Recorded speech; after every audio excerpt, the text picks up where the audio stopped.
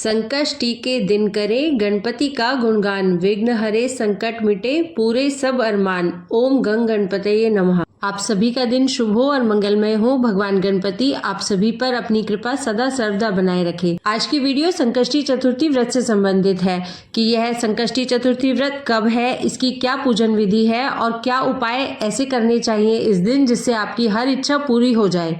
सबसे पहले मैं आपको बता दूं कि हर महीने में 2 चतुर्थी की तिथियां आती है, एक कृष्ण पक्ष की और एक शुक्ल पक्ष की।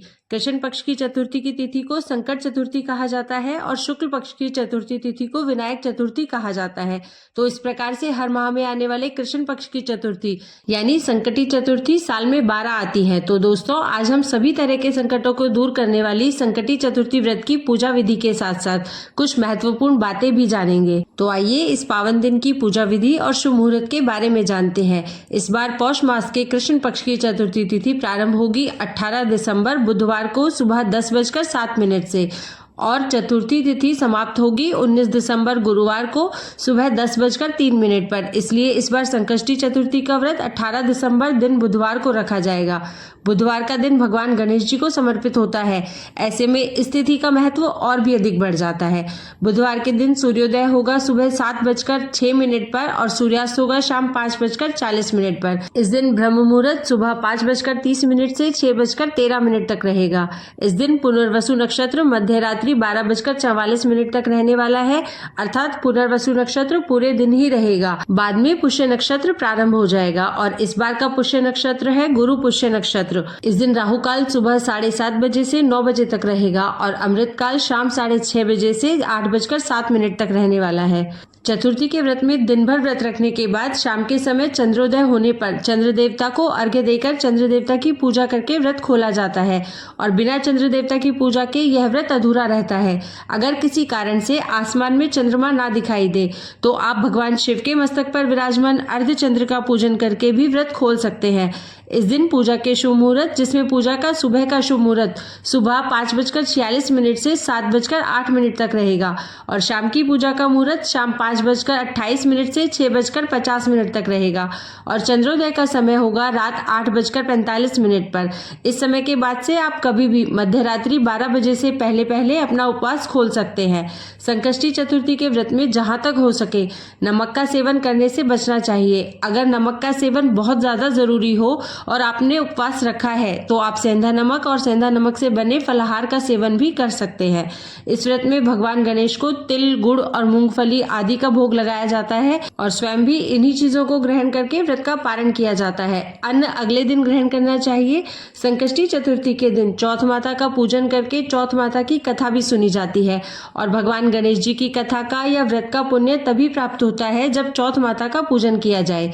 इस व्रत में दिन भर निराहार रहकर उपवास किया जाता है।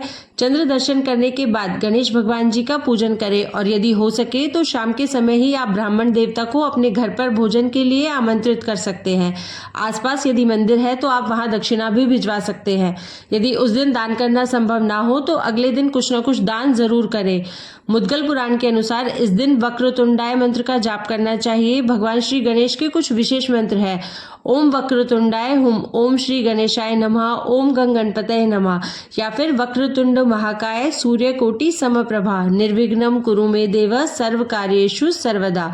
चतुर्थी के दिन कुछ खास उपाय भी आप कर सकते हैं, जैसे कि संतानहीन दंपति या संतानहीन महिला संतान प्राप्ति की कामना से भगवान गणेश जी की पूजा करके उपवास करके कुछ उपाय करें तो उन्हें संतान सुख मिलता है।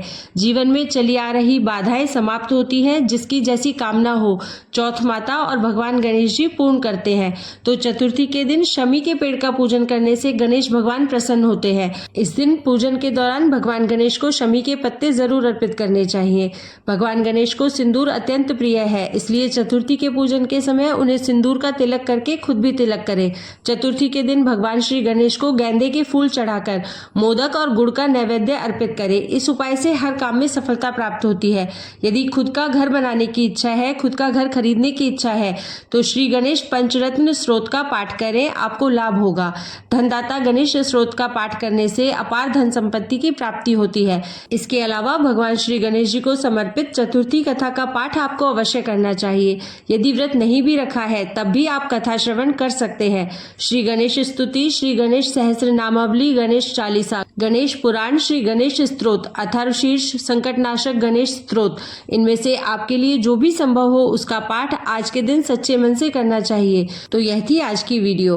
अगर आपको वीडियो में दी गई जानकारी उपयोगी लगी हो, अच्छी लगी हो तो वीडियो को लाइक करें, चैनल को सब्सक्राइब करें और कमेंट बॉक्स में विघ्न विनाशक गणेश भगवान की जय जरूर लिखें।